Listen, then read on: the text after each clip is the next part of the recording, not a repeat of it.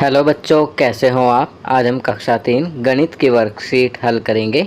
सप्ताह 4 उपविषय संख्याओं की उछल कूद। तो चलिए वर्कशीट हल करते हैं। प्रश्न 1, अंकों 3, 4 और 0 का प्रयोग करके 3 अंकों की सभी संभव संख्याएं बनाओ। तो बच्चों यहाँ पर हमें 3, 4 और 0 का प्रयोग करके 3 अंकों की सभी संभव संख्याएं बनानी है।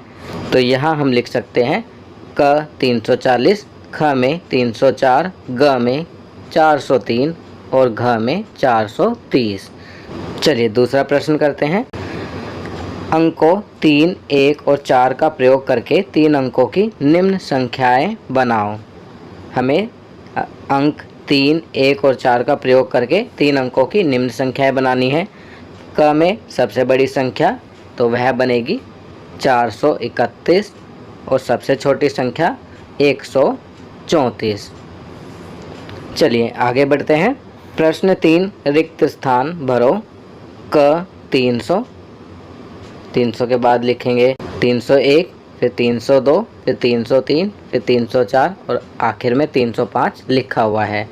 ख में लिखेंगे 286 के बाद 287, 288, 289, 290 और आखिर में 291 लिखा हुआ है।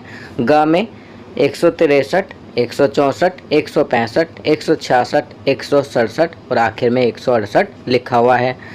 चलिए प्रश्न 4 करते हैं। नीचे दी गई संख्याओं को शब्दों में लिखो।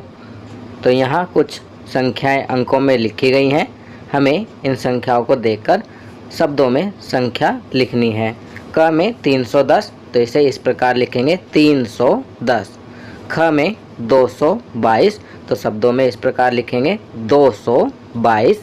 ग में अंकों में लिखा है 403, तो शब्दों में इसे इस प्रकार लिखेंगे 403। चलिए आगे बढ़ते हैं। प्रश्न 5, नीचे दी गई संख्याओं में क्या जोड़ें कि उत्तर 100 हो जाए।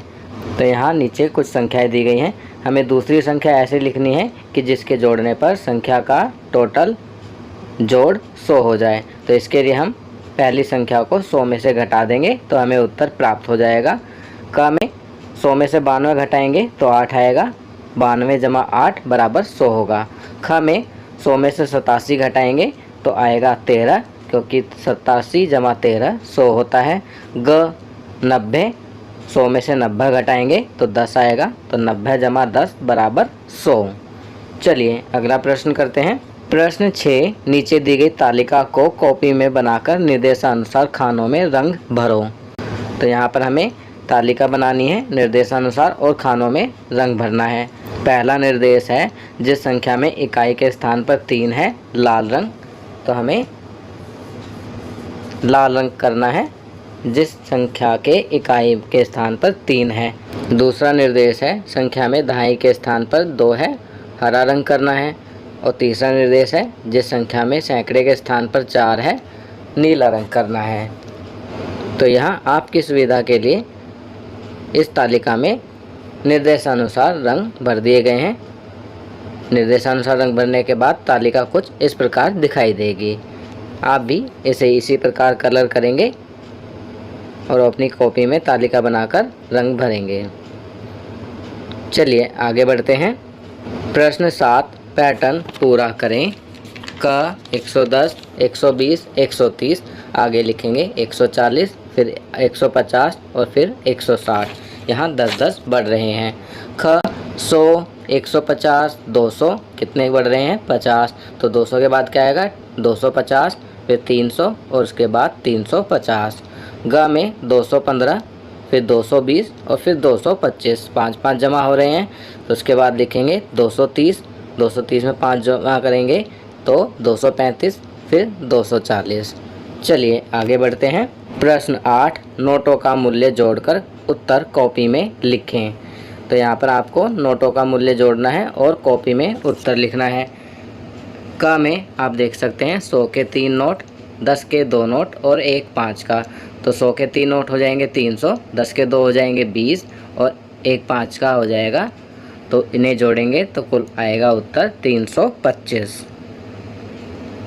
ख में 100 के 2 नोट 200, 10 के 4 नोट 40 जमा 1, तो 200 जमा 40 जमा 1 बराबर हो जाएगा 241 रुपये।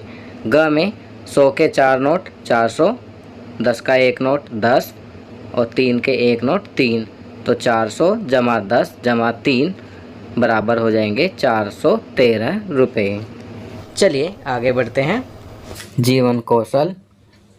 अपनी बैंक पासबुक के प्रथम पेज को देखें। इस पर दी गई जानकारी को नीचे लिखें। पहला, खाता धारक का नाम। तो बच्चों, आप सभी के पास पासबुक अवश्य होगी क्योंकि आपका खाता खुला हुआ है। विद्यालय में जो भी राशि दी जाती है वह खाते में ही आती है। तो आप अपनी पासबुक का पहला पेज खोलेंगे और उस पर ध्यान से देखेंगे तो आप पाएंगे उस पर खाता धारक का नाम होगा। दूसरा, बैंक का नाम। बैंक का नाम जैसे union bank, state bank, Punjab national bank, तो जो भी आपके बैंक का नाम है आप उस बैंक का नाम लिखेंगे। मैं यहाँ काल्पनिक तौर पर लिख रहा हूँ, जैसे खाता धारक का नाम राहुल, बैंक का नाम यूनियन बैंक, बैंक की शाखा, तो आपका वो बैंक कहाँ पर है वह लिखना है आपको। मैं यहाँ लिख रहा हूँ शास्त्री नगर। चौथा, खाता धारक का पता, तो यहाँ पर आपको अपना पता लिखना है, तो मैं यहाँ पर शास्त्री नगर ही लिखूँगा। आप जहाँ पर रहते हैं आपको अपना पता लिखना है। पाँचवा, IFSC कोड, यह 11 अंक का कोड होता है, तो इससे आप पासबुक में देखेंगे तो यह 11 अंकों का होगा। मैं यूनियन बैंक का लिख रहा हूँ UBIN। फिर इसके बाद कुछ डिजिट्स की जगह मैंने काटा का निशान लगाया है और मैंने इस प्रकार इसमें कुल 11 अंक बना दिए हैं। छठा, आपके अकाउंट में कुल कितने अंक हैं। तो बच्चों, यह हर बैंक के अलग अंक होते हैं। किसी बैंक के 13, किसी के 14, किसी के 11, किसी के 15।